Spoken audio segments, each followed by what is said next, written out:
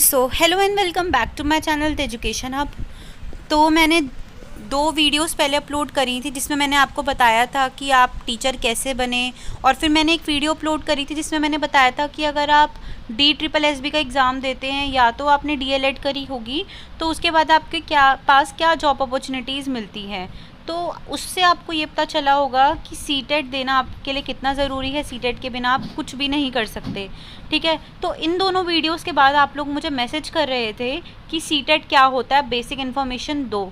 तो मैंने उसके लिए भी वीडियो बना दी है और ऑलरेडी अपलोड कर दी है कि सीटेट क्या होता है। मैंने बेसिक इन्फॉर्मेशन आपको दी है।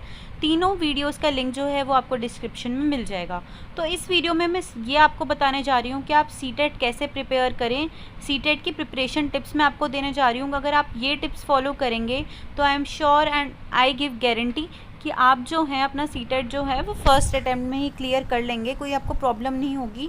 बट हाँ, मेहनत आपको करनी पड़ेगी। हार्ड वर्क हमें नहीं करना, हमें स्मार्ट वर्क करना है। अगर आपको सीटेट का कोई भी टॉपिक है आपको चाहिए, अगर आपको किसी टॉपिक में मुश्किल आ रही है तो आप मुझे कमेंट सेक्शन में भी बता सकते हैं, और मैंने डिस्क्रिप्शन में टेलीग्राम का लिंक दिया है, आप उस पर भी मुझसे पूछ सकते हैं। और अगर उसके बाद आपको कोई डाउट होंगे तो मैं टॉपिक वाइज कोई वीडियो जो होगी वो अपलोड कर दूँगी। बट अभी के लिए मैं सीटेट सीरीज़ नहीं स्टार्ट कर रही हूँ, ठीक है। तो अब बिना टाइम वेस्ट करे वीडियो को स्टार्ट करते हैं। सबसे पहला मेन चीज़ जो आपका बेसिक स्टेप होगा, आपको पहले पैटर्न जानना है। यहाँ पे लिखा है सीटेट जुलाई पैटर्न 2021, यानी जो भी आप जिस भी ईयर में वीडियो देख रहे हैं, जब का भी आपको सीटेट देना है आप उस टाइम का पैटर्न जानना, ठीक है। तो अभी फ़िलहाल तो सीटेट में जो है 150 क्वेश्चन आते हैं, यानी एक क्वेश्चन 1 मार्क्स का होता है और 150 नंबर का ही ये एग्ज़ाम होता है। यानी 150 क्वेश्चन आएंगे 150 मार्क्स के, और 150 मिनट्स आपको दिए जाएंगे। ये ऑफलाइन होता है, ऑनलाइन एग्ज़ाम नहीं होता। जो हमारा पेपर होता है वो 5 सेक्शन में डिवाइड होता है। अगर आप पेपर 1 देंगे तो आपके अलग सब्जेक्ट्स होंगे, पेपर 2 देंगे तो अलग सब्जेक्ट होंगे। उस हिसाब से पांचों सब्जेक्ट के अलग अलग बटे होते हैं, ठीक है। और मेन चीज़ है, नेगेटिव मार्किंग नहीं होती। नेगेटिव मार्किंग मतलब अगर आपने कोई गलत आंसर सिलेक्ट करा है तो आपके माइनस से मार्क्स जाएंगे, ऐसा इसमें कुछ भी नहीं होता। तो आप जानिए सबसे पहले कि पैटर्न क्या है। नेक्स्ट इज़ आपको सीटेट का सिलेबस देखना है कि सीटेट में क्या सिलेबस आ रहा है, ठीक है। पेपर 1 और पेपर 2 दोनों का सिलेबस अलग अलग होता है।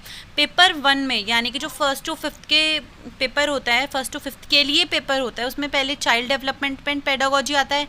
लैंग्वेज 1 और लैंग्वेज 2 में आपको चॉइस का ऑप्शन मिलता है, यानी कि लैंग्वेज 1 भी देना है, लैंग्वेज 2 भी देना है, लेकिन सब्जेक्ट कौन सा लेना है वो आपकी मर्जी है। एक होता है EVS का पेपर, एक होता है मैथ्स का पेपर। तो ये तो 5 पेपर हैं। और अगर आप पेपर 2 देंगे तो चाइल्ड डेवलपमेंट पेडागोजी तो वही सेम रहेगा, लैंग्वेज 1 एंड लैंग्वेज 2 भी सेम रहेगी, लेकिन मैथ्स, SST और साइंस में से आपको 2 चीज़ें सिलेक्ट करनी पड़ेगी, ठीक है। क्वेश्चन पेपर जो है वो इंग्लिश में भी आप ले सकते हैं और इंग्लिश में भी ले सकते हैं, लेकिन आपको वो फॉर्म फिल करते वक्त ध्यान रखना पड़ेगा कि आपको कौन सी लैंग्वेज में आप कंफर्टेबल हैं, ठीक है। 20 लैंग्वेज ऑप्शन है सीटेट नोटिफिकेशन में, आप 20 लैंग्वेज में एग्ज़ाम दे सकते हैं। उसके बाद डिफरेंट सब्जेक्ट्स जो होते हैं वो हमारे सिलेबस में इंक्लूड हैं। आप उन सब्जेक्ट के लिए अलग अलग प्लान बनाइए, यानी कि आपको मैथ्स कितनी देर पढ़ना है, साइंस कितनी देर पढ़ना है, अपने अकॉर्डिंग बनाइए। जो आपका वीकर सेक्शन है उसके अकॉर्डिंग आपको पहले एक सिलेबस मैनेज करना पड़ेगा। अब थर्ड पॉइंट है, मेन पॉइंट है, अगर आप अपने वीकर एरिया पे ध्यान देंगे तो आप सीटेट इजीली क्रैक कर पाएंगे। यानी कि अभी आपके पास जो टाइम है अपने आप को इम्प्रूव करने का, अपनी स्किल्स को इम्प्रूव करने का, सपोज़ आप मैथ्स में वीक हैं तो मैथ्स की ज़्यादा प्रैक्टिस करें। उससे क्या होगा, आप क्योंकि एक बेसिक आप चीज़ सोचो कि अगर आप इजी टॉपिक्स जो हैं वो कम पढ़ के भी क्लियर कर लोगे, ठीक है। अगर आप उन्हें कम पढ़ोगे तो भी वो आपको समझ आ जाएंगे, लेकिन जो आपके वीक एरियाज़ हैं उन पे ज़्यादा टाइम दो, उनको पढ़ो, उनको प्रैक्टिस करो, उनके बेसिक्स कॉन्सेप्ट को जानो, ठीक है। स्ट्रॉन्ग एरिया जो होते हैं वो ज़्यादा प्रैक्टिस नहीं मांगते, प्रैक्टिस तो मांगते हैं पर वो ज़्यादा प्रैक्टिस नहीं मांगते, वो इजीली हो जाएंगे। इसलिए अपने वीकर एरियाज़ पे ध्यान दो, इससे आपका स्कोप भी होगा इम्प्रूवमेंट का, और सीटेट क्लियर करने में आपको डिफ़िकल्ट भी नहीं लगेगा। आपके माइंड से थोड़ी टेंशन भी जो है वो रिलीज़ हो जाएगी।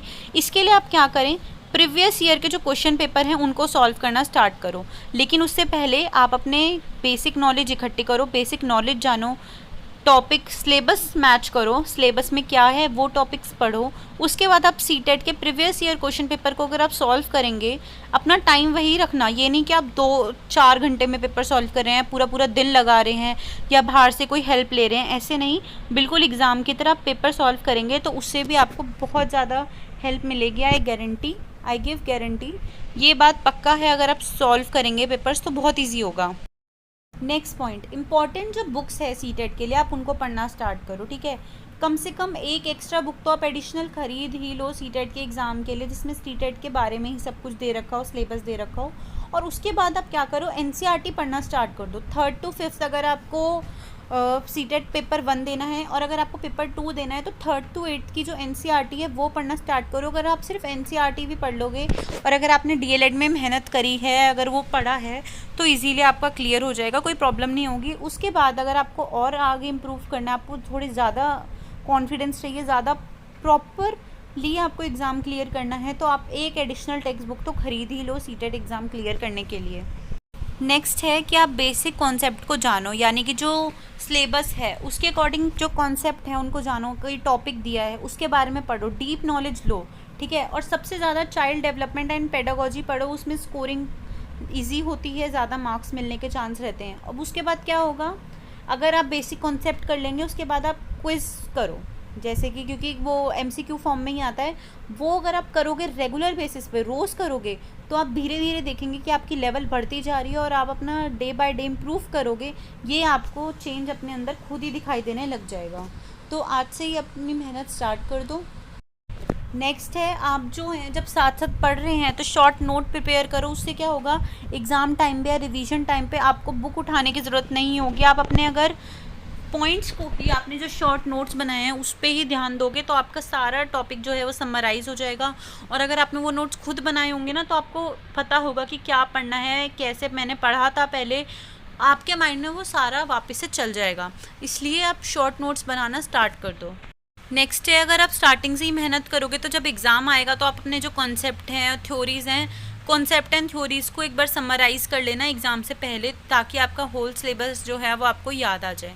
तो मैं इस पॉइंट पर अभी ज़्यादा फोकस नहीं कर रही क्योंकि एग्ज़ाम से पहले के लिए टिप्स हैं।